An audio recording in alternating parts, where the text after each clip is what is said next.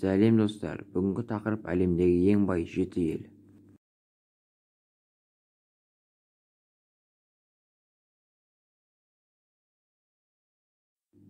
Жетінші орын Біріккен Араб Әмірліктері, жалпы ішкі өнімі 67,201 мың долларды құрайды.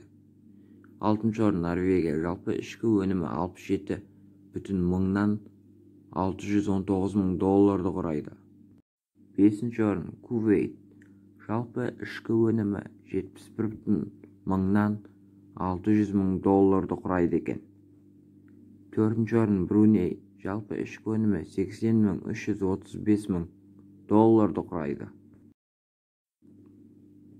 Үшінші орын Біріккен Ұлттар Ұйымының астанасы Сингапур, жалпы ішкі өнімі 84,821 мың долларды құрайды. Екінші орын Еуроодақтағы ең бай ел Люксембург, жалпы ішкі өнімі 94,167 мың долларды құраса. Бірінші орын Катар, жалпы ішкі өнімі 146 мыңнан 11 мың долларды құрайды.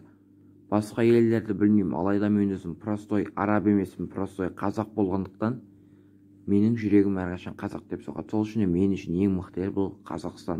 Көп рахмет.